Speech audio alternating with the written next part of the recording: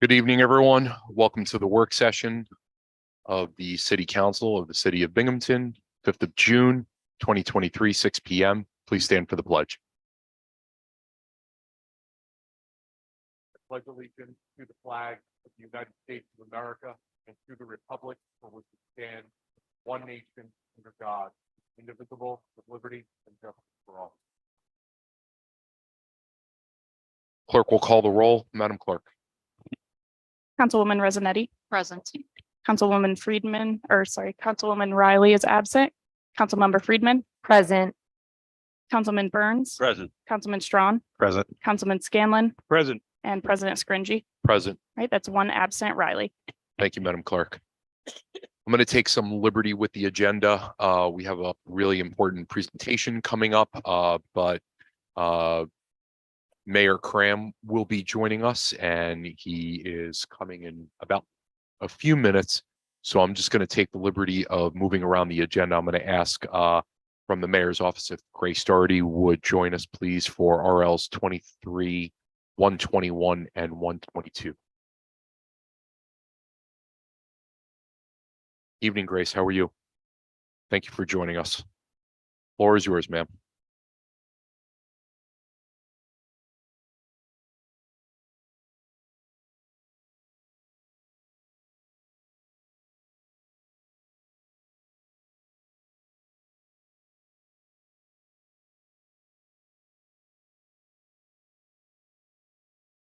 Excellent. And is that for both of those prop? Okay, and excellent. So both recent demolitions, both part of the side lock program. And I know, Grace, I know you head that up, and that's a lot of work. So thank you for all of that. Council, any discussion on either of those two RLs? Seeing none, Grace, thank you very, very much. Really appreciate you. Thank you. Have a good night. At this time, we will move on to RL 23-125. At this time, I'd like to ask Sarah Gloss from Economic Development, Jeff Spintana, and Mayor Cramp to please join us.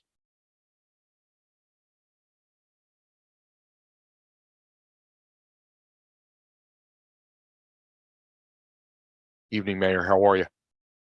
Thank you for joining us this evening. Sarah, thank you for joining us. Jeff, thank you for joining us. The floor is yours. Whatever order you'd like to go, Mayor. Sure. I'll kind of set the T here. I think everyone's aware that the city is moving forward with a roughly $22 million investment, the site of the former Water Street parking garage, for a new public parking facility to support ongoing investments in the future of Boscov's in the city of Binghamton, as well as supporting all of our downtown arts district, local restaurants, local small businesses, visitors, downtown residents, etc. As part of that vision, when the city wanted to build the new parking garage, we looked at saying what was the newest, kind of latest in urban design that other cities are doing as it relates to not just a parking garage, but truly a mixed use of property that could fulfill our parking requirements downtown, but also build, better than was there before. And so the city issued an RFP, a joint venture between Pike and United Companies came in, and it was for both that parking garage and a mixed use housing component. So tonight, through our partners at the Broome County Industrial Development Agency, we're seeking discussion and approval eventually of a little bit different type of pilot than has originally been or has normally been seen both by this body and bodies across Broome County, that will allow us to build the infrastructure required for this, but also, in the end, deliver those new units of market rate housing that we hear about a lot from businesses that want to attract and retain people, both young professionals and mid-career professionals, to the city of Binghamton. So that's kind of where we are right now. And with that, I'll give it over to Jeff to talk a little bit more about the project and himself. Thank you, Mayor. Jeff, the floor is yours. All right, great. Thank you, Mayor. Good evening, everyone. My name is Jeff Smetana. I work for the United Group of Companies. We're based in Troy, New York, up near Albany. Company's been around for over 50 years. We do quite a bit of different types of development, but a lot of it is focused on different types of multifamily. We've done market rate, military housing, student housing, low-income housing. And we've also done some amount of mixed use development as well in other similar cities to Binghamton, in cities like Schenectady, Troy, Utica, Albany. So I think we understand how what it's like to work in an urban community, and also the idea of having different elements come together, whether they're part of the project or whether they're tangential. Here the part of Boscov's, for example, and the municipal parking are very synergistic to the overall project, and similar to sort of this P3 public-private partnership approach, where we've done a number of projects.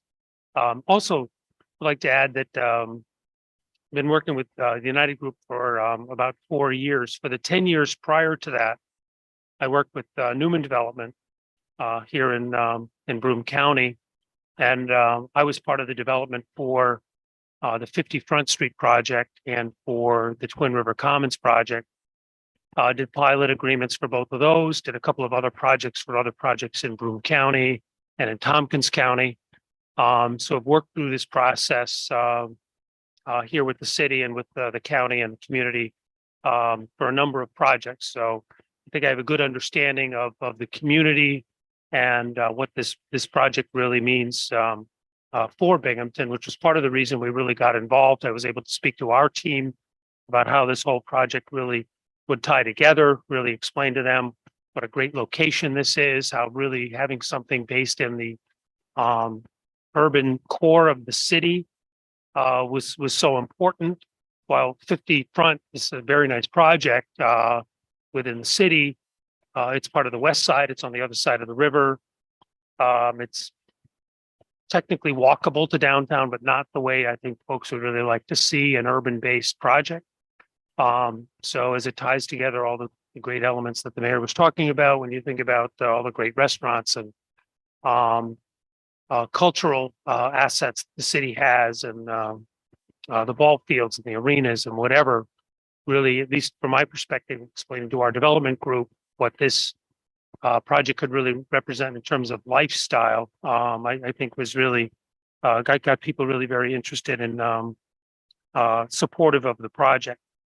And it's been a long process here from when we first responded to the RFP. I think as everyone knows what cities and communities have been through in terms of COVID and this incredible escalation in costs, great escalation in interest rates. So the project that we were initially really speaking about really evolved.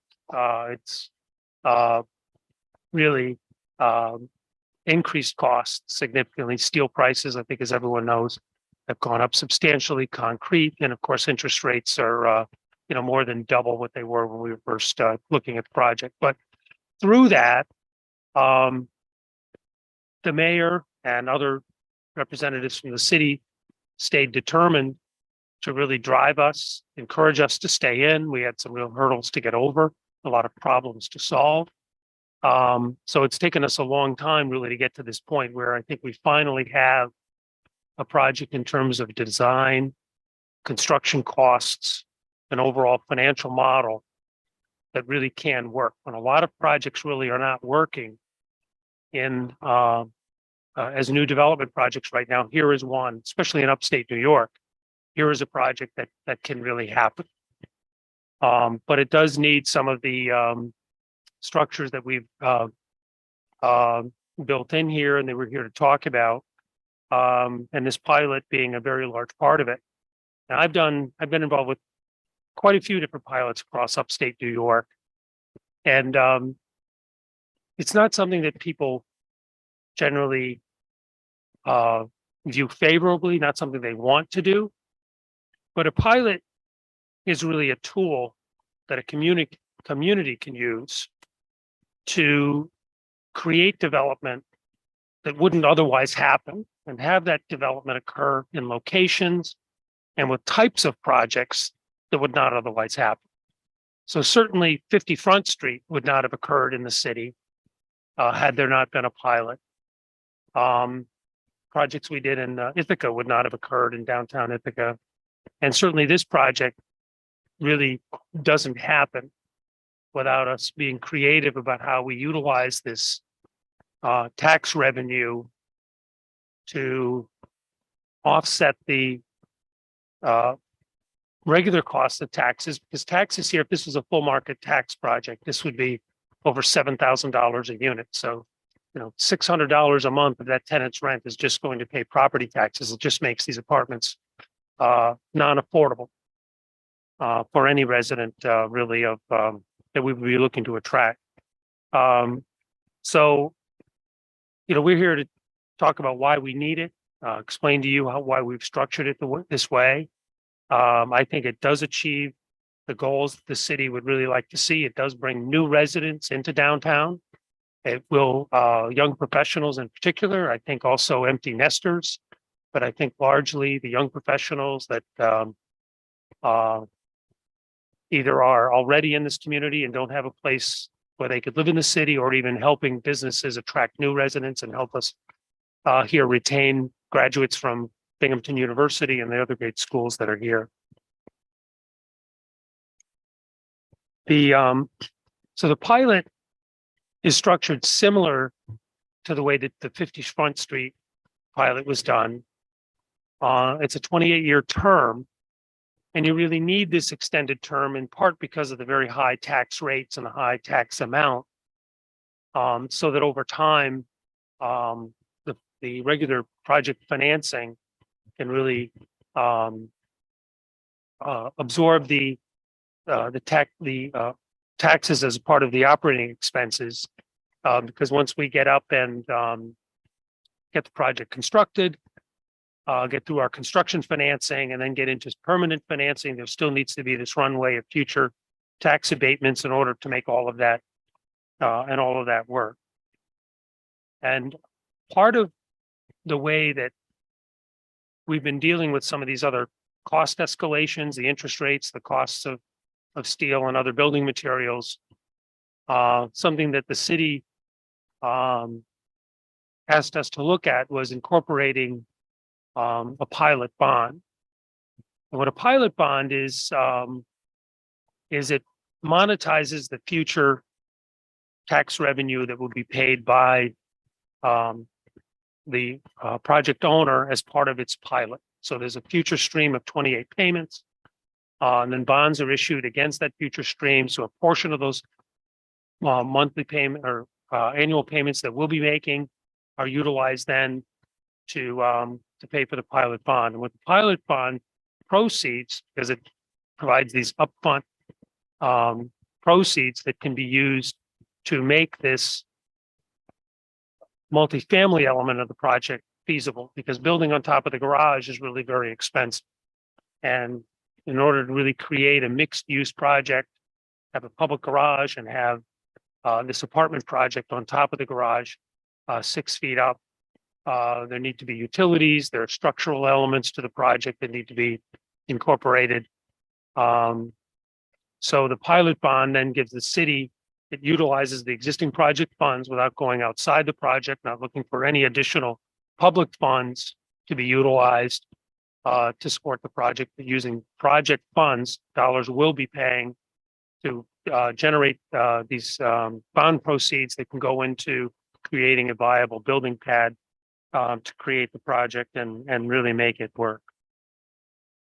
Some of the aspects of the project are that it's 120 1-bedroom and 2-bedroom apartments. We are making 6 of the units as workforce housing, so that that does meet a current need for the city.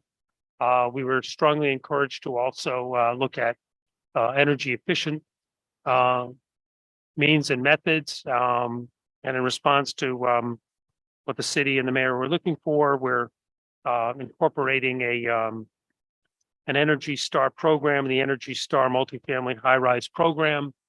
And that is a scoring program that looks at all aspects of your construction, the superstructure of the building envelope, your mechanical systems, your operating expenses, and scores that to make sure you're achieving a certain energy rating. So that's something that the project can use as a marketing element to future residents, future people that really want to live in an energy efficient building. And also, I think will be a set of standard, probably for future projects in the city. It'll be another way for the city to really provide developers a means of quantifying energy efficient and green development design to their overall project. I think the project incorporates a lot of smart growth strategies that I think cities really need to embrace to really help the kind of development that you want to happen by creating this density on a small urban footprint and going more vertical. It's a very smart strategy, combining parking with residential. I think is another part of that smart growth strategy that I think is well utilized, that we were encouraged to embrace, that I think has worked out here really very well. Just some of the exhibits that I brought. On the left, you can see the aerial view, certainly critically located in this view shed as you enter the city, coming down Front Street, or as you're coming into the city from the south side. It'll be this iconic building that'll be there, create this very strong presence, and ties together all these other elements that are downtown in terms of the business district, the arts district, even the west side, that I think this location just works out really well. A significant part of the project also is the support it is for Boscov's, and I think, as you well know, the city really had to work hard to really show Boscov's that their future, their best future, really remain staying where they are in place as a destination into downtown. And I think that relationship is very important to us looking to do this residential project as well. And I think all of that really ends up being a win-win for the city and the community. You could flip the one board, Sarah, there, just another view. This, I think, is a very good view.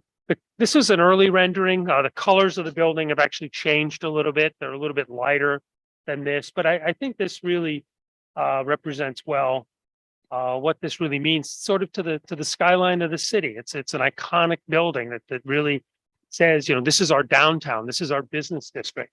This is where you should be coming for the action, and this is where you might want to live.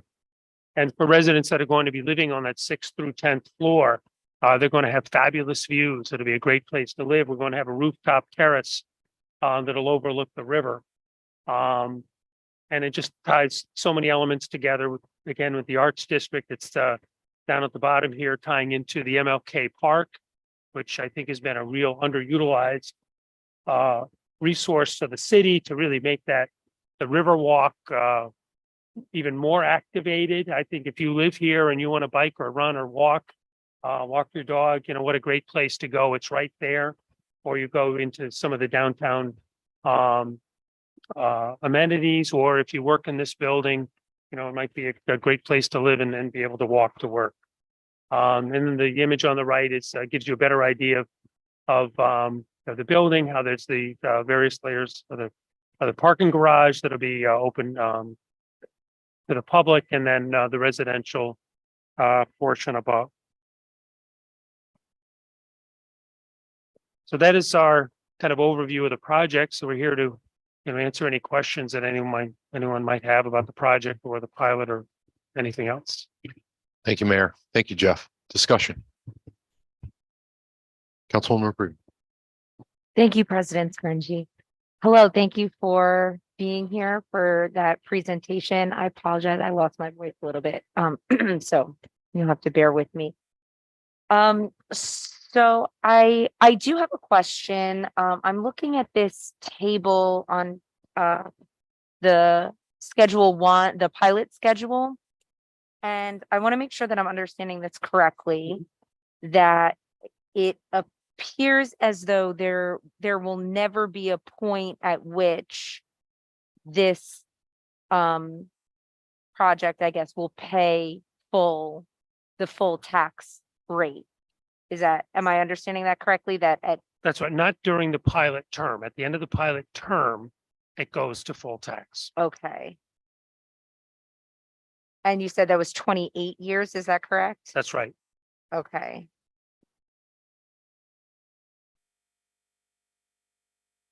Okay, sorry, I'm just taking notes here. All right, so, my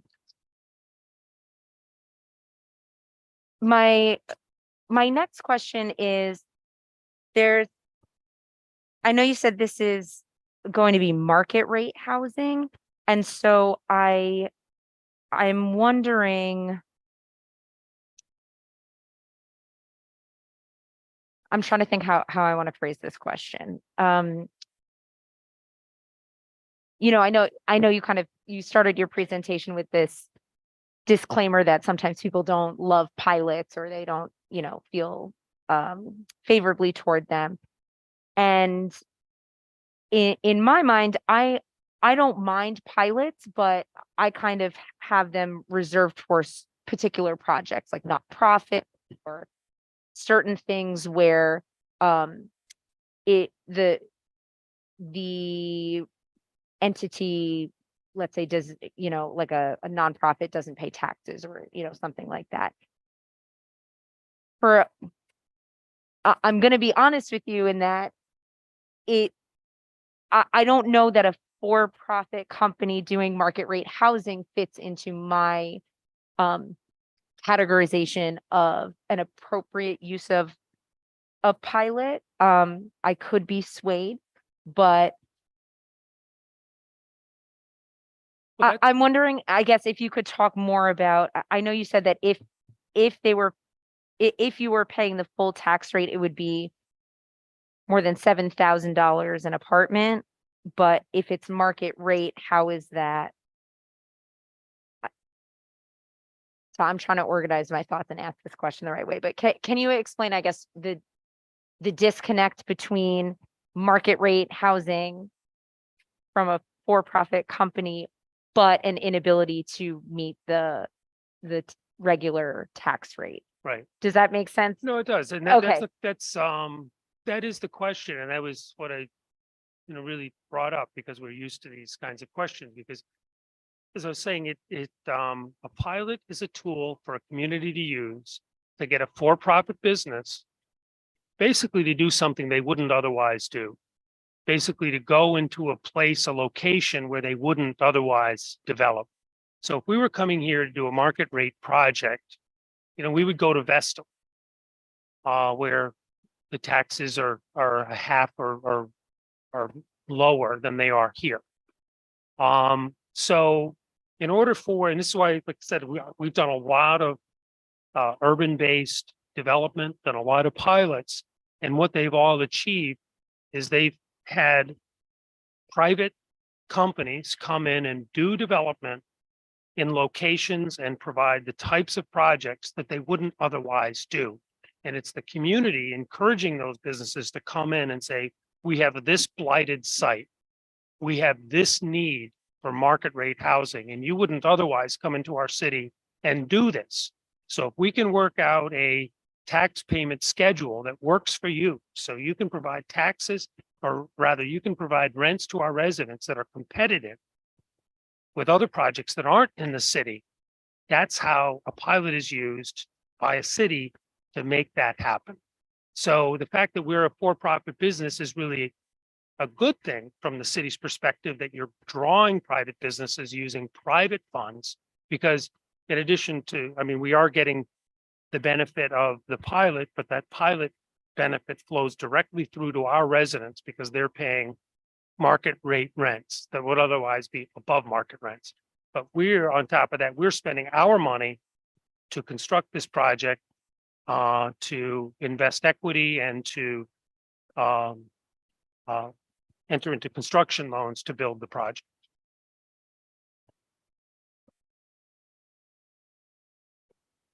All right, thank you for that that explanation. I'm wondering if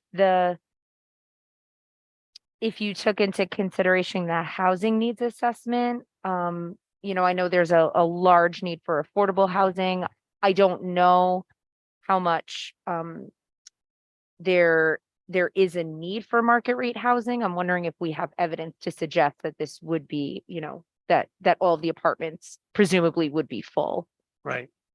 Well, and this is something we see in a lot of northeastern communities where there hasn't been new market rate development for sometimes 30 years. So when we did 50 Front Street, when I was with Newman Development, people said, well, why do you think you need it where there hasn't been any built in 30 years? And no one will want to live there. But as soon as we had the groundbreaking there, people came out in surprising numbers to say, gosh, how do I get on a waiting list? I want to live in the city. I like the urban lifestyle. So that was the best market study we could have had that proved it out, that showed that, yes, this is something this community really does need. And when you look at beyond 50 Front, what are the new market rate projects that have occurred in Broome County? They're very limited. And if you go to other areas in upstate New York, if you go to Rochester, you go to Buffalo, you go to Albany less so than some of these other communities, but Rochester and Buffalo are beautiful examples of how this new types of apartments are bringing a lot of energy into those cities. People that wouldn't have otherwise been living in the city are moving downtown. Businesses are moving downtown. They're retaining graduates from their colleges. So we are really looking more to other communities and specifically to other upstate communities that have developed new market rate housing and showing the effect that it can have versus you can't find a comparable in the market other than 50 Front Street. Just want to add on to that. In terms of what we need in the stock right now, we've seen that there is an incredible demand for affordable housing, but all of our market rate projects also have wait lists. And in speaking with businesses, we've done a couple of tours of large employers in the area lately, and they're all telling us that one of their biggest barriers to attracting specifically young talent, engineers out of college, lawyers, is housing. That even when they can attract a candidate, they'll end up living 20, 30 minutes away when they want to live in the city. They want to have access to, exactly as Jeff said, the amenities of a city, but they can't afford it or they can't find a unit. And so that's the reason that this particular project is market rate. We've brought a couple other affordable housing projects to this board for consideration for a variety of things. We'll continue to advance those projects as well. Certainly, this is not the only iron in the fire. This happens to be the one that's ready right now. But in the same way that we've been creative in developing this pretty unique pilot product for this project, we're working to get creative on housing across the spectrum because where the increased costs have affected this project, they've affected every single project in the city. We're seeing huge financing gaps with every developer we're working with and trying to be as creative as possible to get as many new units of market rate, workforce, affordable, online as possible. So certainly there's a demand across the spectrum, but we know there is a demand for market rate. This project happens to be the one that's ready right now. Okay, thank you. I have one last question. You mentioned that there will be 6 units of workforce housing, and I think you said that meets the city's need. Can you talk more about what you meant by that? Just that, when we first started working with the city really talked about how the shortage of workforce housing, traditionally for teachers, nurses, policemen, firefighters, that the amount of housing that's available for that market segment, it's a national need. So this is an opportunity to designate a certain number of units that would be targeted to that aspect of the market. Mhm. And the six units is sufficient to meet the city's need for, No, I'm sure it's not. Uh-huh. It won't meet all the need, but it certainly is contributing to some of the need. That's a great question, council member. This is part of, you recall our Zoom call that we had with the commissioner of HCR, where I sort of said, as it relates to affordable, which is, to me, if workforce is affordable housing. I asked, I feel like we've been having the ball at the 1 yard line on many of these major projects, Town and Country, 200 Court. What can we do to get more units online? And, her response, and I think the state's response, has been get creative and find ways, if you can, even if it's much smaller numbers, add affordable or workforce type housing that is, income specific. So if you are above that income threshold, you're not eligible for it, as part of market rate housing. So again, 6 units will certainly not meet the city's need. We have the need for hundreds of units, if not thousands, of affordable housing.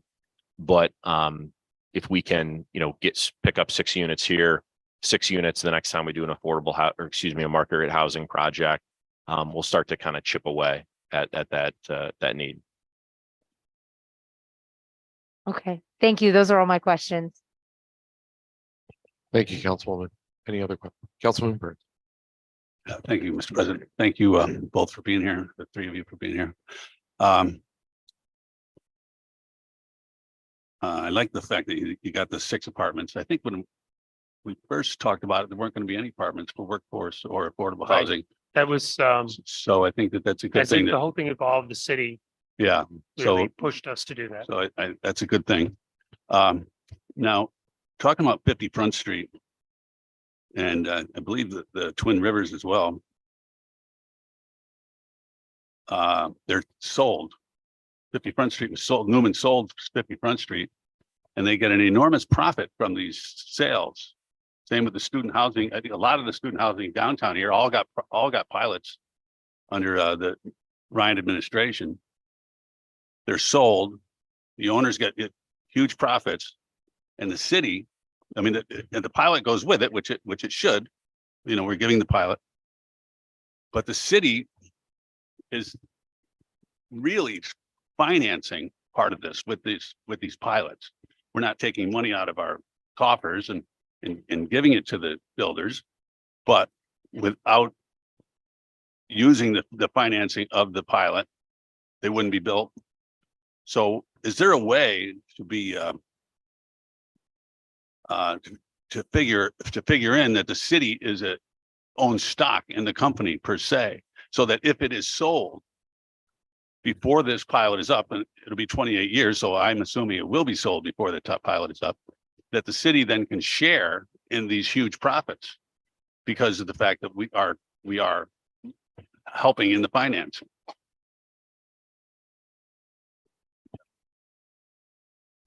Council, that's a very good question. The way that I look at these pilots are that if a developer can sell in a period of time and make money, which has been the case in a couple of them, there's been also developers who have not seen the pilot be as financially beneficial as they originally thought, which has been the case in one student housing development. Either way, at the expiration of that pilot term, the city stands for a major windfall in the case of newly assessed property values. So 20 Holly Street, which was a pilot that was approved under the Ryan administration, was a great project, got that going. That pilot is now expiring, I believe, next year. So the next time, maybe not for this budget, but the next budget, we'll be able to capture that fully assessed value of all of the improvements there. The fact that from an income and expense purpose, that's a very valuable property. And we would normally not be able to do that. It would still be the half vacant old Marine Midland building. So our windfall in this is at the expiration of these pilots, because if we don't approve the pilot, then not only do we not get the revenue over the 28-year period, we also don't get that huge amount of new tax assessments on the rolls when the pilot does expire. Right. I'm in favor of pilots. I like the pilots that we've given. I'm just wondering, why don't we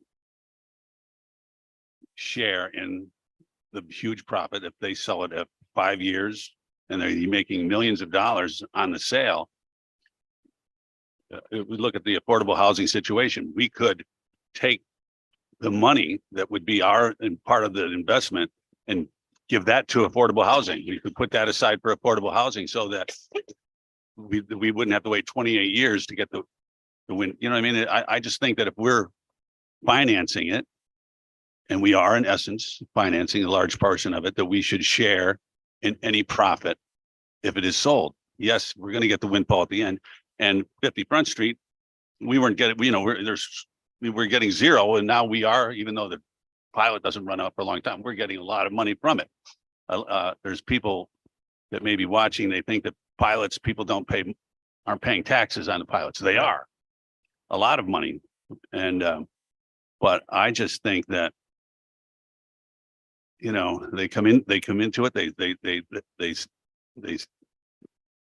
they make huge profits. And I would like to see a way that we could share in those profits, but. Well, also, as part of this project, of course, this site is generating zero tax dollars now.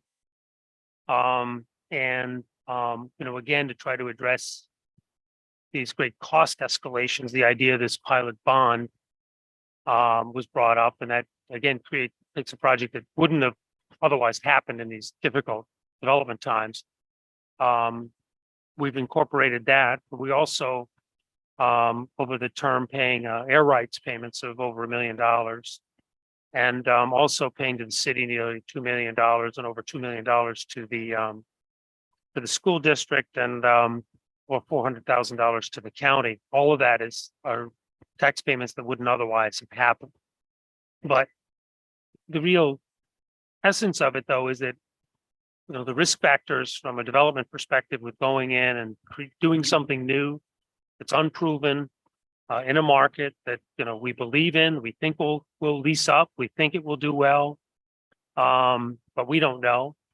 And all those risk factors that the people that are putting up risk capital up front and spending that money to create the project, all of that is built into their incentive to try to do it. If you start to whittle away with that and say, well, you really don't get all of the benefit from the project, then it starts to make the project less viable. That's really the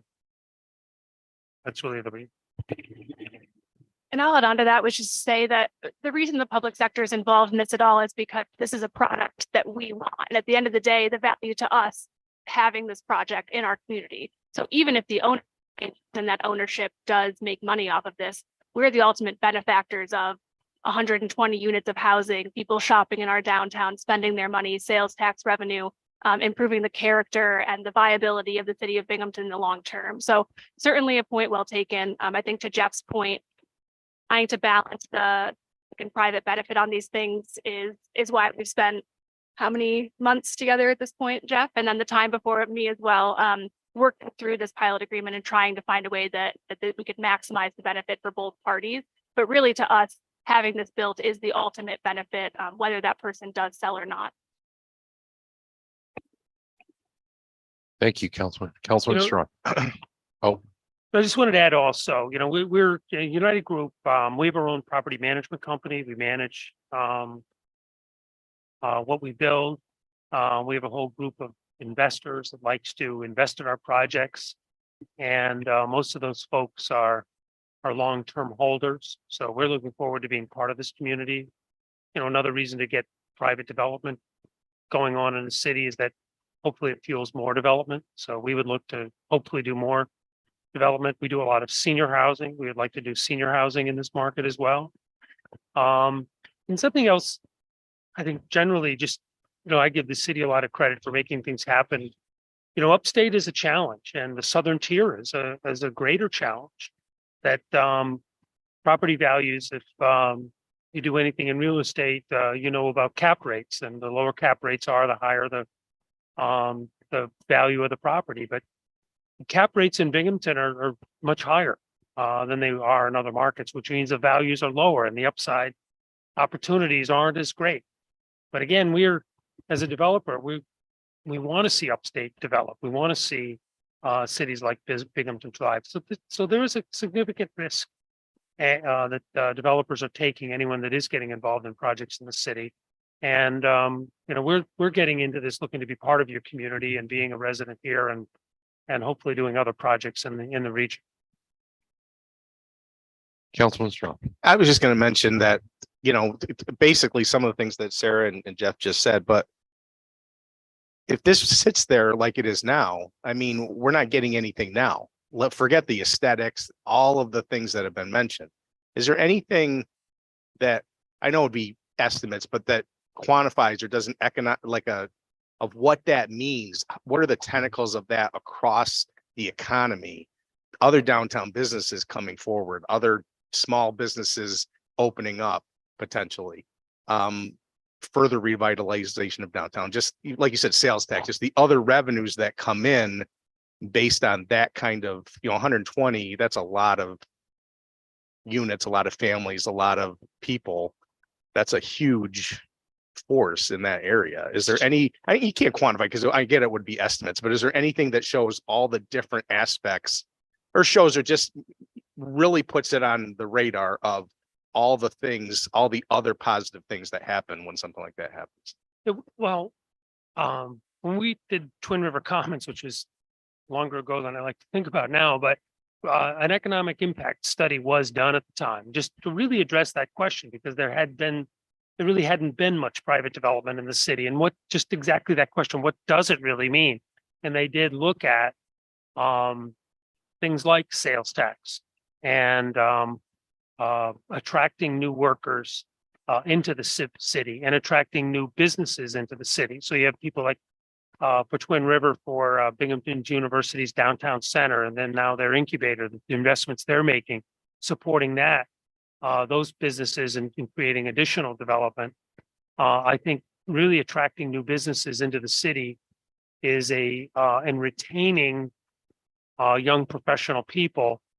I think that is really the greatest part of the incentive, that you're providing the kind of housing. So if you go to a Boston and you look at the kind of housing that young people are looking for, and that's why young professionals are going to those areas, and for an upstate community to have something like that, it's a great advantage. And I think that's the largest part of it, is really supporting the young professional that you want to attract and retain here, and then the other businesses that then will come here additionally.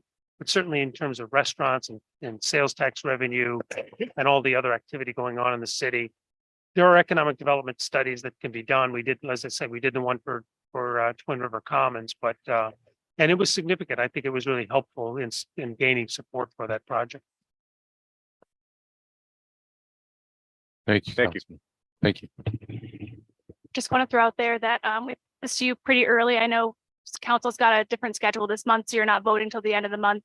There's several other public meetings. We have to take this to the county and the IDA and the school board. So other opportunities to learn more about this project, and we encourage you guys to reach out with questions. Get those to Janine and we can get those answered. Thank you very much. Any other discussion? Mayor, Sarah, Jeff, thank you very much. Thank you.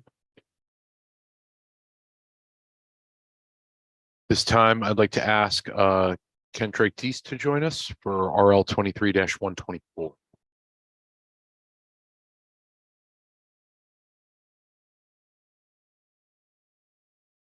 Evening, Ken. How are you? Good to see you. Thank you for joining us. Kent, the floor is yours. All right, thanks for having me tonight. I'm here tonight to see about extending the benefits that the veterans have. So there's some veterans who work for the city, as you're probably aware, and sometimes those veterans get deployed, called in back to duty, and when they do so, in the past has been that the city provides. Makes up the difference between the military pay that they receive while they are deployed, compared to what they would have been making for the city. Because there's a difference, there's a gap between those two things, oftentimes there is. And that's what this resolution is for. Is to extend that, because it's been in practice for the last 5 years.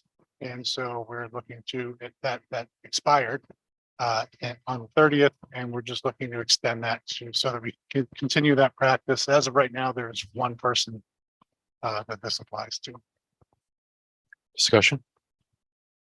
Ken, really quickly, because reading through the RL, it looks like there's a back date that's kind of coming into this. Yeah. Is there an expedition request for this because of that back date or? Yes, please, yeah. Okay, Not sure what happened there. We intended to have this presented sooner. right, that's what, yeah, okay. All right, Madam Clerk, could we please expedite RL 23-124 to Wednesday, please? Thank you. Any other discussion? Ken, thank you very much. Appreciate you. Thank Ask Jeff Kruger to join us at this time for RLs 23-126 and 127. Evening, Jeff. How are you? Good. Good to see you, my friend.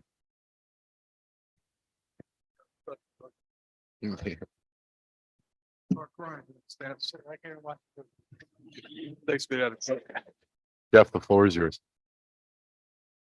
All right, RL 23-126. I've been here before asking for the reverse to go from reader to repairman.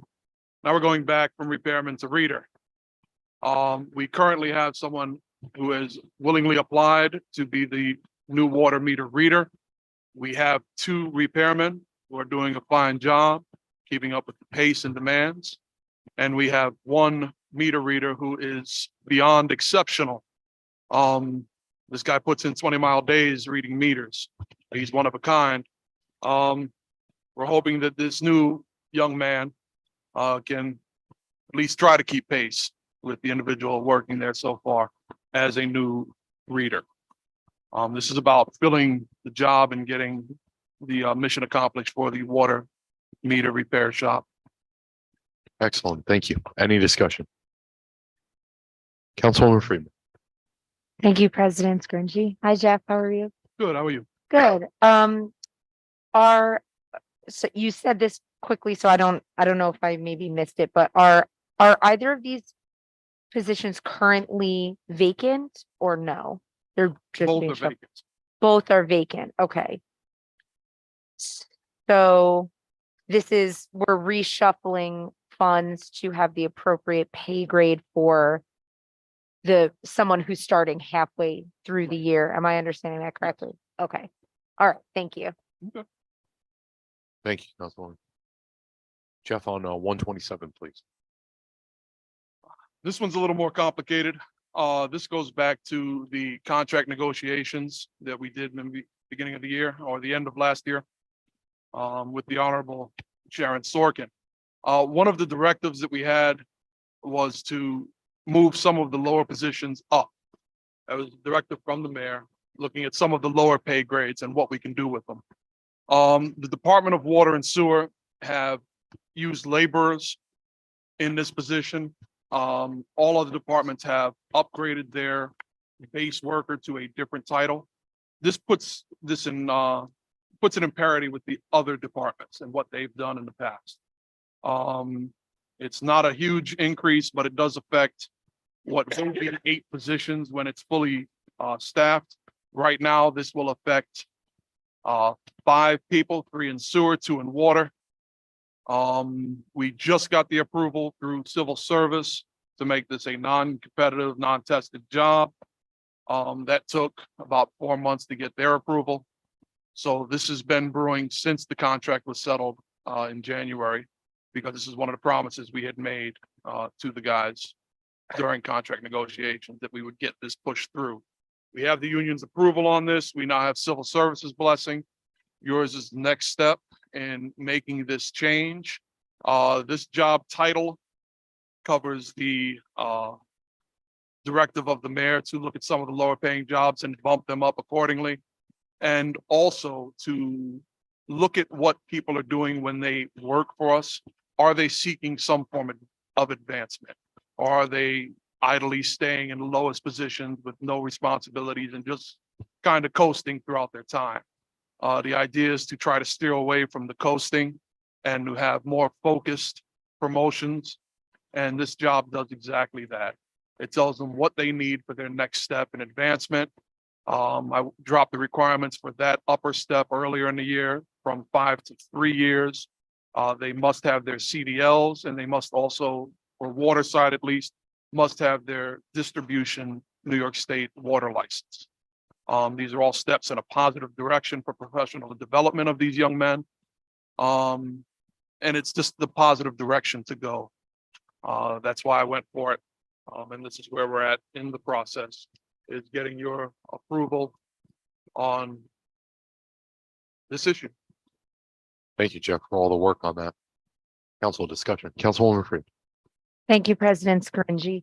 All right, so I just have a question on the math of this, because that all sounds wonderful.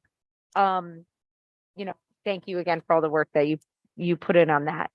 So for this year, the increase in wage is coming from the unused salary funds. But I'm wondering, moving forward, how will this rate of pay be sustained? No clue. Excellent. No clue. I could sit here and tell you a bunch of sad stories and long things. Mhm. This is part of the process. We are going into budget in another month or two here. And this will be one of the things we have to discuss on what the long-term strategy is going to be to keep this sustainable. Okay, I guess we'll cross that bridge when we come to it. That's Um, all I can honestly say from my, I appreciate your honesty. But yeah, I mean, it sound like, I like the sound of it, in terms of the union's approval and room for advancement and all of that kind of stuff. And I always want to make sure our city employees are paid fairly, so. Right. Thank you. all right. Thank you, Councilwoman. Any other discussion? Seeing none, Jeff, thank you very, very much. Appreciate you. Have a good Thank night. you. This time, I'd like to ask Steve Carson to please join us for RL 23-128. Inserting entitlement grants from HUD. Evening, Steve. How are you? Good evening. Good evening. I'm doing fine. How's everybody doing? Good. Thank you for joining us. The floor is yours, sir. Well, this is the thing we do every year with the annual action plan for the HUD entitlement grants. This includes CDBG, home, and ESG money. It's 2 million between all three. So this is the mayor's proposed budget. This should follow up with the CDAC recommended budget from several weeks ago. And once this is approved, we'll be able to submit this to HUD. The deadline for submitting this to HUD is July 15th. There does need to be a regulatory required public hearing. But we have enough time in the city council schedule process to meet. Yeah, I think this is fine. Can you hear me? Okay. Yes, you're okay. All right. So if you schedule a public hearing Wednesday for the following Wednesday, the following public hearing or business meeting, and then the business meeting after that vote, that should be the 12th, I believe, of July, and that should be enough time to meet this. Excellent. Discussion.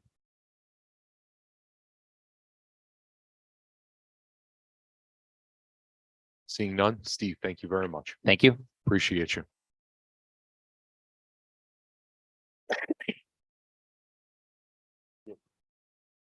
Oh, I'm sorry, my fault.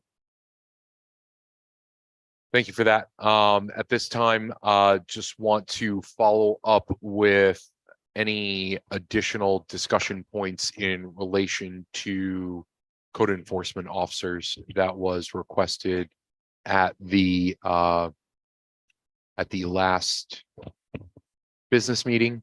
And we're actually, if he is okay with it, I'll ask Mayor Cram to join us for this follow-up discussion. So that way, if anyone has any questions or would like any additional follow-up from the mayor himself, he's obviously here to facilitate that, and we appreciate that. Thank you, Mayor. Was there any follow-up in relation to the discussion that we had concerning the 2 additional code enforcement officers? Councilwoman Freed. Thank you, President Scringy. So I don't know that I have a question per se, but you know, the vote at our last meeting about the salary enforcement officers was kind of contentious, and I think that I don't remember my exact words at the meeting, but the sentiment was that it was kind of, I think it was presented as choice, where it's like we can either have the appropriate number of code enforcement officers to meet the demand, or we can pay our code enforcement officers an appropriate amount of money. And I don't think that it has to be that way. I think we can have our cake and eat it too. You know, we talk a lot about how healthy our fund balance is, and that's wonderful. I mean, that's great.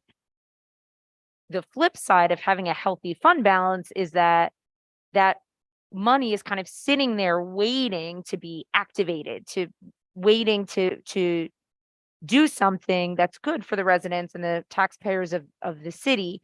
Because if it's only sitting there, then it's not really doing anything. And so to fund those 2 additional positions that were cut at, 40 something $1,000 a year, it's really not that much money. Like, a lot of times I think we dip into the fund balance with like millions of dollars for infrastructure projects. Here's an opportunity to spend really not that much money to make an incredible difference in the lives of the residents. Clearly, there's a demonstrated need for all 8 code enforcement officers. And so I think that we should have all 8. They should be compensated more than they have been in the past.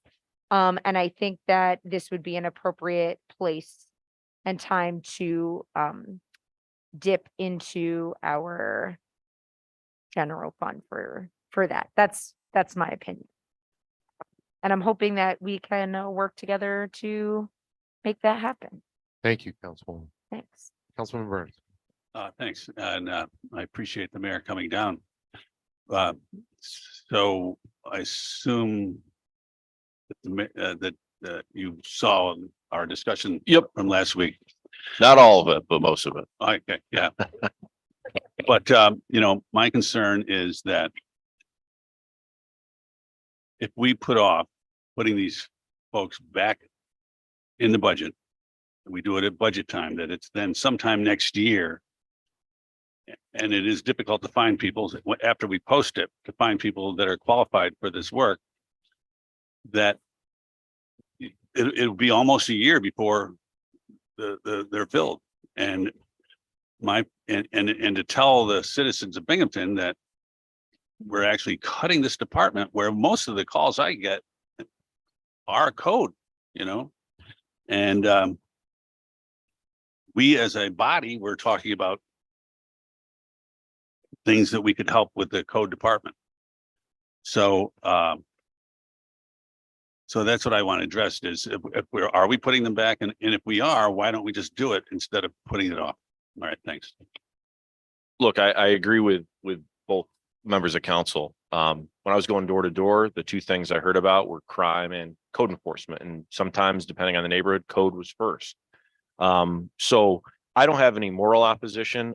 I think one of the things that has happened kind of since we sat down with code, talked through these salary increases is that we have right now, with the higher salaries being posted, we have a vacancy in building inspector who's not, that isn't really to code enforcement like high grass, chipping paint, dilapidated, but is a reviewing of building permits, et cetera.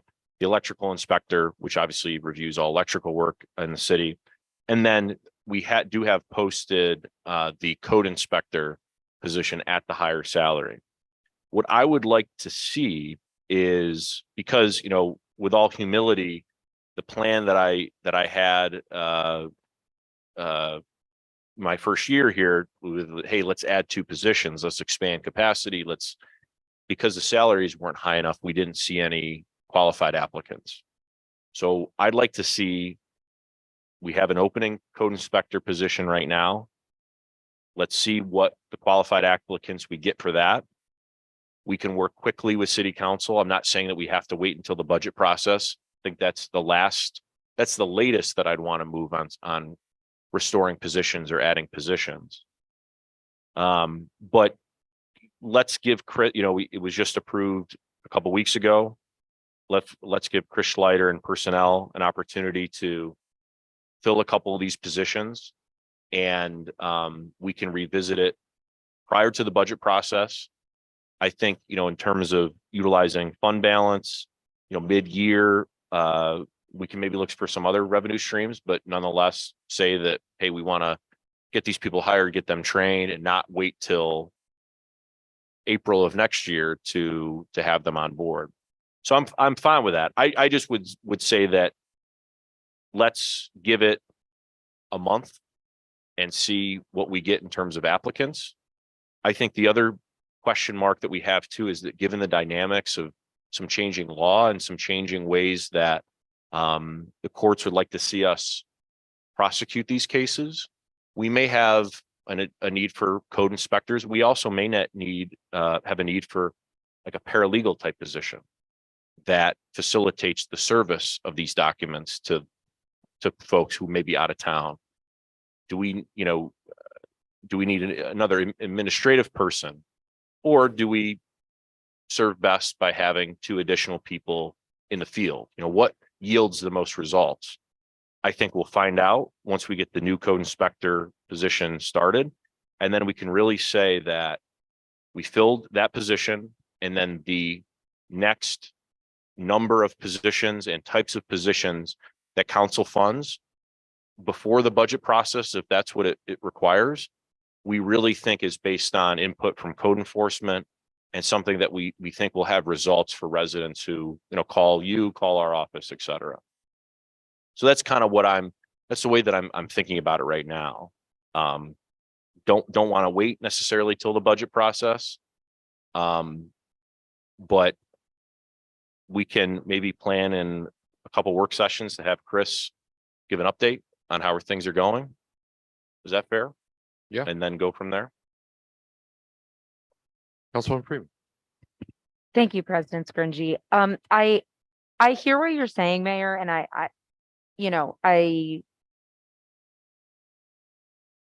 understand in the spirit of being fiscally conservative, right? We don't want to take from the fund balance in the middle of the year if we don't know that a position is going to be filled at that price point, I guess, or salary point. The thing that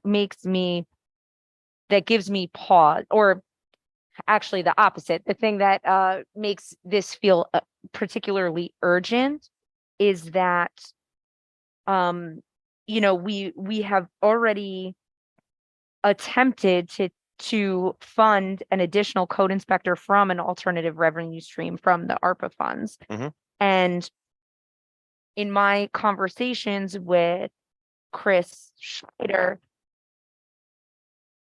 even in, with like proposals that in my mind were, not particularly large or involved a lot of change. That a consistent response that I heard was, we're operating at capacity. We can't possibly add any new type of program or anything because we're 100% at capacity. And so if the code department is operating at complete capacity to the point that it, like, there's zero wiggle room, it makes me nervous to say, oh, let's wait and see, because this feels urgent to me. Like you said, I as well receive most calls about code, and there is value in having a robust legal structure in terms of, prosecuting absentee landlords and slumlords and things like that. But some of these positions, like a code inspector, is part of the prevention of those issues in the first place. If we're prosecuting absentee landlords, that means that there has been enough complaints that have been there outstanding for a long time. And that translates to displaced people, that's housing that's sitting there. And while I think that prosecuting landlords is, absentee landlords, slumlords is an important part, I don't think that it would behoove us to spend more money in that aspect, when right now we have the structure built for, these positions already. So that's my hesitancy with just, kind of waiting and seeing how it works out. Yeah, no matter what the city is doing as it relates to housing violations, it's ultimately prosecuted by the Office of Corporation Counsel, right? So even if someone is a first-time offender, chip paint, they're served a notice of violation. They have a certain amount of days to cure. And I don't want to explain things that everybody knows here, but sometimes it helps me. And then a reinspection is done. And then if that reinspection, the work is not completed, which is really the issue of code, right? If an inspector goes out, notice of violation, and the property owner cleans up his or her property, we don't receive calls usually on those. Those are taken care of and the system has worked. The calls we receive are, spent a month, there's garbage in my neighbor's front lawn, what's happening? Those do require other legal means. And so you could have 15 inspectors all on board, all going out in the city.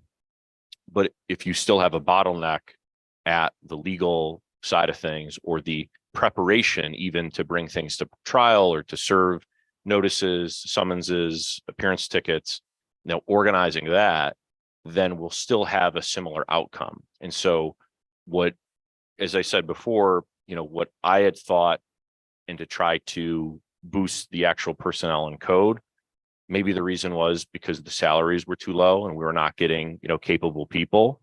But I think it's probably a combination. So why don't we do this? Because I said 2 meetings. What about if at the next work session, we get some details, hopefully about applicants to the open position, and talk about, I'll get a little bit more from Chris in terms of immediate needs and what he would like to see. And I think part of it too is we'll have a little bit more clarity in discussion with council about maybe some ways to improve the back office side of things.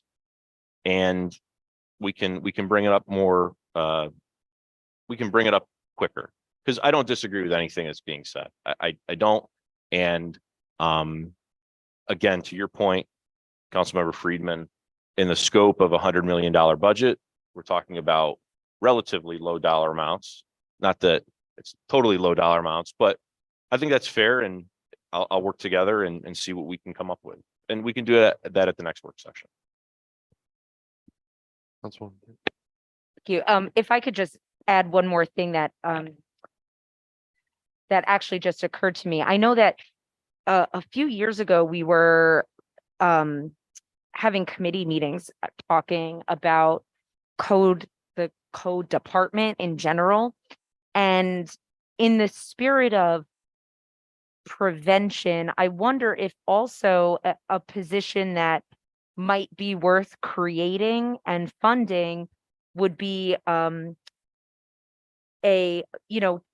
dissimilar to a paralegal, but someone like an administrative position that would be in charge of the rental registry that's on the books. We do technically have a rental registry in our city code. My understanding is it's kind of